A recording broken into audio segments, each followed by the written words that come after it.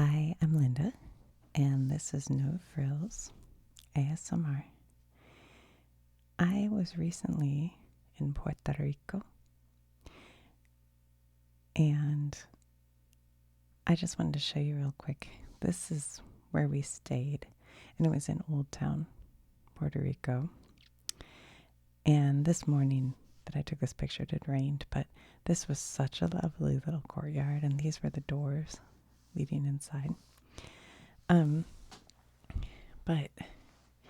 I felt like I wanted to talk about the halftime show yesterday with Bad Bunny because I thought it was awesome. I loved it so much. I was like up and dancing, you know how I am. And having just been in Puerto Rico, I'm not Puerto Rican. I wish I had a little something. I have nothing Italian or Puerto Rican. I'm just like English. But anyway,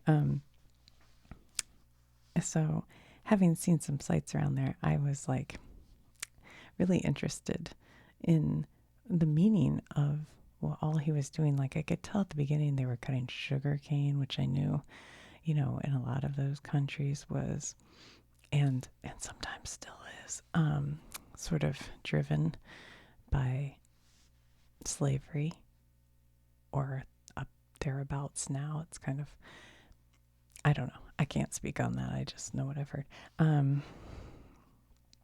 So anyway, here's a street in Puerto Rico I took a picture of that I just thought was really pretty, like these old brick street and all the colors. I always love the colors in these cities, That was at a fort. There I am. And then there was graffiti. There was some really good graffiti, but there was a certain sentiment that was around. Anyway, okay. So I saw this on Reddit this morning, and I just wondered if it would be weird to just kind of look at what this person said. I wish I knew how to make this bigger. How do you make that go away? What if I turn it? Will that do it? I don't know. But it says, can I get an explanation of the Super Bowl halftime show? And this person, who goes by Traditional Rice 682, I thought this explanation was pretty cool, like very thoughtful. And he did it 12 hours ago, so he wrote this up immediately following, which I was like, what? It says, hi, Mexican. I'm Mexican, and there is a lot. First, he opens up with trees, which, by the way, when I saw them prepping, I saw the trees move. So I said, oh, those trees are going to suddenly start dancing. So the whole show, I'm waiting for the trees to dance. But they never did. That was so weird. I guess somebody was just moving them into place, but it looked like they were waving and stuff. I was like, I thought they were costumed people. All right, first he opens up with trees, which are sugar canes, and have become a cornerstone to Puerto Rico's economy. And sugarcane is processed and to produce rum, but we'll come back to that later. I had quite a bit of rum when I was down that way. This calls out Puerto Rico's slave history and being exploited for its resources and labor. America invaded Puerto Rico in 1898. I went to a couple of forts, and so I think Spain was holding Puerto Rico for a long time, the island, because it's sort of the entrance to the Caribbean Sea. So anyway, there's a lot of history there. Okay, that the America invaded Puerto Rico in 1898 and devalued their currency at that time, appropriated the land, turned large agriculture areas to grow sugarcane. This resulted in lots of poverty across Puerto Rico.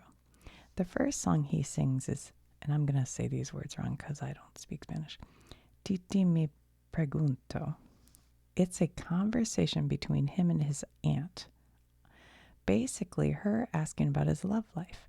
He reflects on how his numerous relationships and experiences with women are disguising his need for deeper commitment and relationship. The song samples No Te Puedo Olvidar by Dominican musician Anthony Elmayembi Santos, adding a Dominican feel and also has bachata elements as well. I don't know what that means. By the time he reaches the rings and necklace stand, it's almost like a pawn shop. If you remember, he's walking down like what looks like a road like I showed you in Puerto Rico. And there are all these different stands. There was like the shaved ice, which is what I call it. I don't know. But where we are, it's shaved ice. Or shave ice if you prefer. And then he goes to a jewelry stand. Okay. Sorry. Reaches the rings and necklaces. He receives an engagement ring.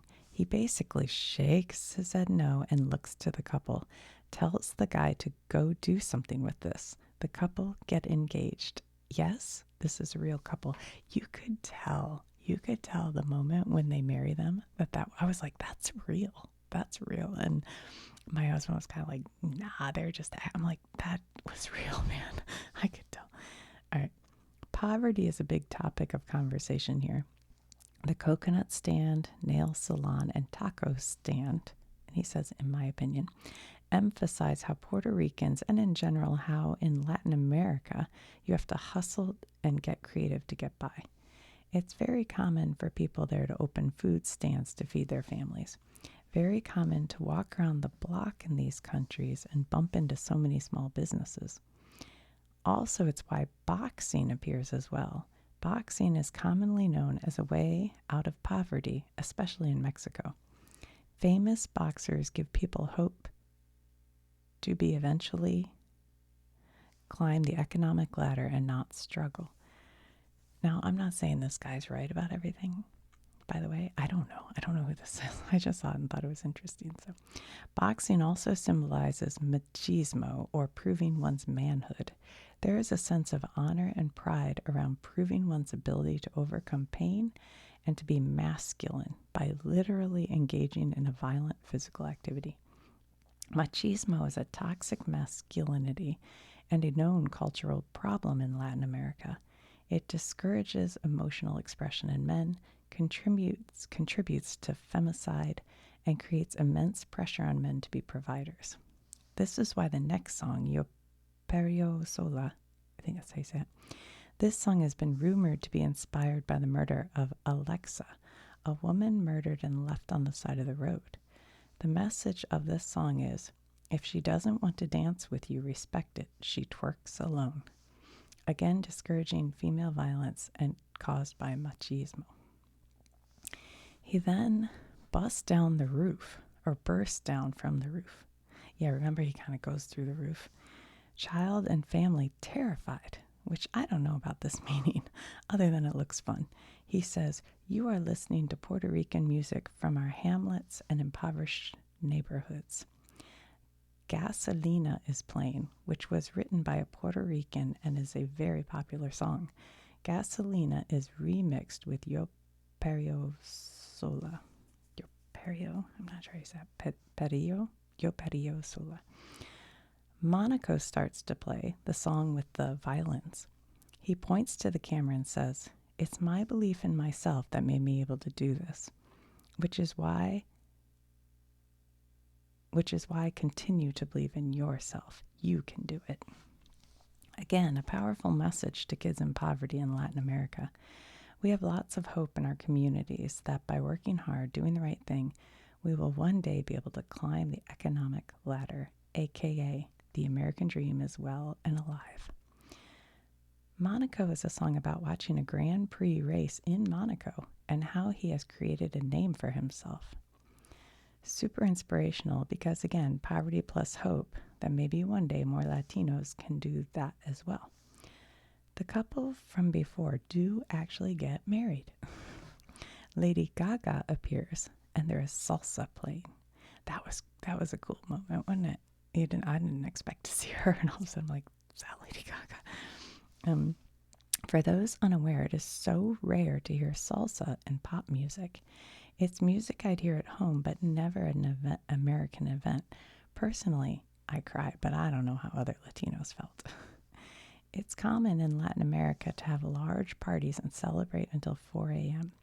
People are dancing salsa, and a child is seen sleeping on chairs during the party. Again, a coming of age experience of a lot of Latino children. I cannot find a full video of his performance after this, so I'll have to use my memory. There is family watching the TV, watching Bad Bunny win his Grammy for Album of the Year. This was a big deal because it was the first all-Spanish album to win this and making history, which just happened like last week. He gives his Grammy to the child, again trying to inspire Latinos that although we have lots of socioeconomic disadvantage, that we are making progress and we are a force to be reckoned with. I felt like that was supposed to be him as a child, and he was handing the thing like saying, you can do it, to his childhood self. That's what I thought. Oh yeah, and then Ricky Martin. Oh, I was so happy to see Ricky Martin. I love Ricky Martin. Which is why Ricky Martin then appears singing Lo que pasó en Hawaii, what happened in Hawaii.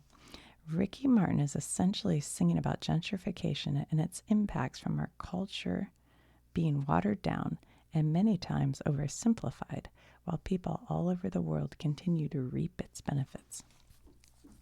The song describes how outsiders want his neighborhood to take away Puerto Rico's rivers and beach. They even want to remove his grandmother. Across Latin America, especially tourist areas, lots of local places have been changed to cater to richer people or tourists, resulting in higher prices and eventually displacing people who are local to the area. Bad Bunny is essentially comparing what happened to Hawaii to what is currently happening in Puerto Rico. I also want to point out, too, that a huge wound with many Latino immigrants is the loss of identity from being gentrified to having to be more American, to be taken seriously, and to not be discriminated against, which is why lots of Latinos often forget how to speak Spanish. Lots of problems around immigrant parents forcing kids to only practice English at home, to be American, and they eventually forget how to speak Spanish, which is why he decided to speak Spanish throughout the show, to embrace being Latino and be proud instead of hiding. Also, the chairs Ricky Martin was sitting in are very common in Latino homes. You'll see your grandparents sitting on them during nights. I don't remember the chair. I can't think of it. Edit, also to be very clear, the gentrification is less a critique of it and outsiders, but more of an observation about how it has impacted the community and how many Latinos feel they have been displaced both in their countries, especially tourist areas, and in the United States by whitewashing themselves. This part I thought was interesting because when we were in Puerto Rico, we saw a couple of guys working on, just regular clothes people, climbing up the light poles and working on the electricity on the light poles. And my brother-in-law was like, oh my God, they're going to electrocute them. So he was really worried about it. And we watched them for a while. I'm like, what? Why are they? And it says, you'll see the light poles and the sparks and El Apagón song start to play, which is a song about, again, cultural appropriation. He points out the hypocrisy of everyone wants to be Latino. Didn't I just say that at the beginning? But not respect the culture or have genuine interest to its people and history. Again, pointing out how Latinos feel often looked down upon, or people show passion, excitement for the dancing and food without actual effort to respect it or learn its history. The light poles also point out Puerto Rico's energy crisis and consistent power outages during hurricane season. Also, wealthy investors are known to buy land and displace Puerto Ricans out. The song again points out that Latinos should be proud of their identity themselves, and although many are working class or on lower end of the economic spectrum, they should resist and continue being Latino and proud. And then he says it's too long. I'm looking for the part where he talks about the electric. Hold on. Where was it?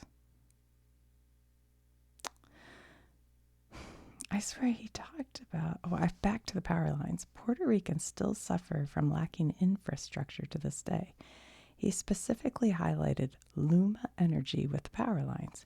Luma Energy has terrible infrastructure and was paid millions to get the infrastructure fixed. They've basically pocketed a lot of the money and done none of the work. Families continue to suffer from power outages in 2026.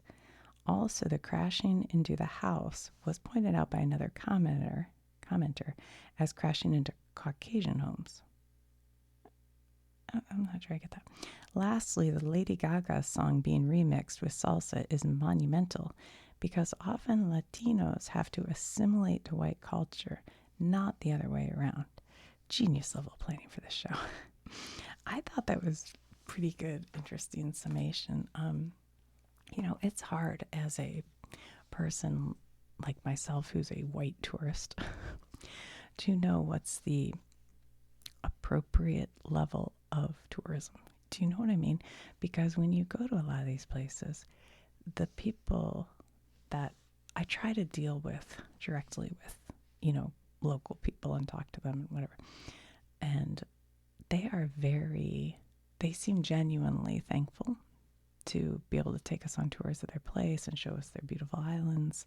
And then, of course, we pay them and always tip very generously. And the people I've talked to seem to genuinely appreciate it. They make a lot of their money off a tourist. I mean, that's really where their money is. And so I don't know, it's hard. And like that place I showed you at the beginning, and I told you was so beautiful. We were lucky to get to stay right in San Juan. It was owned by a local person, but it was an Airbnb. And so is that bad? Would it be better to stay at one of the hotels that's owned by a business? Like a bigger company like Hyatt or Hilton or whatever, Sheraton. I don't know. I don't know what's over there. It's tricky, I don't know the answers to these things because I understand that Airbnbs can kill cities, by raising the rents and making it so people can't live there anymore. So that's terrible. I also understand that big businesses can take advantage. I also know tourism brings a lot of money to places where they need the money, income. They don't want tourism to stop either, but they get taken advantage of. I don't know. I don't know the answers. I don't have them. And I've certainly gotten flack on this channel when I talk about tourist things I do that people are like, that's terrible, you shouldn't do that. But I don't know. But I do try to be the best kind of American tourist I can by respecting the people and the land and trying to understand their history. And I try. But obviously, I'm not perfect. Anyway, so it is interesting. I thought that was very well written and interesting for somebody to write, on the fly there. He did it like right after it aired. Oh, I don't have internet in here. I was going to see if we have any responses that look interesting, but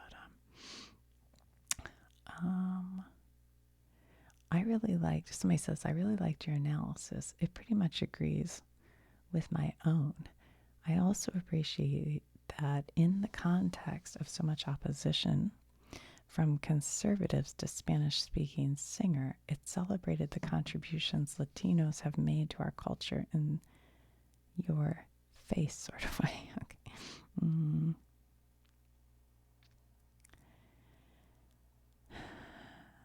He never went back to the rum thing unless I accidentally skipped it. But rum and like coffee seem to be big. In fact, Bad Bunny owns a little coffee shop. It's called like Coffee Rum Cafe Con or something like that. I don't think we ever went there. We were going to. I kind of thought we had, and then I looked it up. I'm like, no, that wasn't where we went. It's just a little tiny place, I think. I'll answer to the power lines. Okay, it says basic employee. Island life is plagued with power outages. Storms and poor electric infrastructure are a constant issue on all U.S. territories. Longest I personally went without power was 2.5 months on the island I lived on. I'm on the mainland now, and we are finally talking about selling our generator. Oh, yeah. You'd have to have a generator, wouldn't you? One thing I do miss about the power outages is all the barbecues and fiestas. Too hot to cook inside. If you had an outdoor kitchen, that was in constant use, even when the power was out, and the grills and smokers stayed going. That is fun. Walking through the village and getting offered a beer by an auntie or uncle, and to come kick back for a bit of shade while kids played barefoot running down the road with water guns and spraying each other with the garden hose. Okay, I have a story about that. When I lived in Glen Burnie, Maryland, one summer a hurricane came through, and a tree fell and knocked out the power near my house. And at that time, my boys were little, and my parents happened to be staying with us. So the power went out, I think, for like a week and a half. It was a long haul of no power because there was power knocked out all over the place.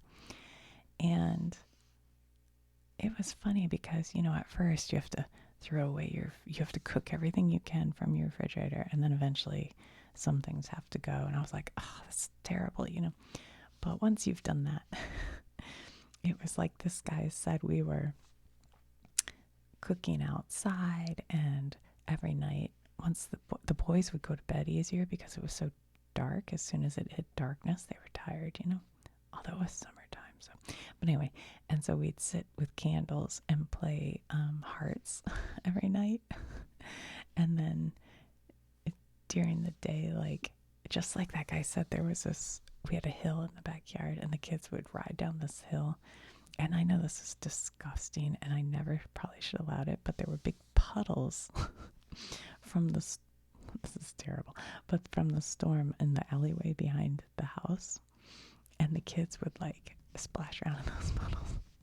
And I know now people are like, that's disgusting. And I kind of knew that time, but it was just hot, and they were having so much fun. And as soon as they were done, I'd hose them off. Anyway, they'd ride their little big wheels through the puddles, and it would splash all over. It was fun. And I had a picket fence that needed repair, so we spent the week repairing the picket fence and painting it and everything. Anyway, I have such a clear memory of the moment when the power came back on. I was outside, and I could see, you could just hear things start to kick on, I don't remember what exactly the air conditioner was saying. And I was like, oh, oh, that's sad.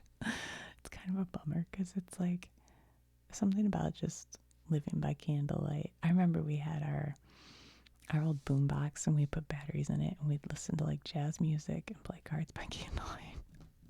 It was kind of nice. Anyway, so there we go. There's a little somebody's Reddit analysis of the Bad Bunny halftime show, which I found interesting and just thought I'd share with you. All right, guys, I will talk to you soon.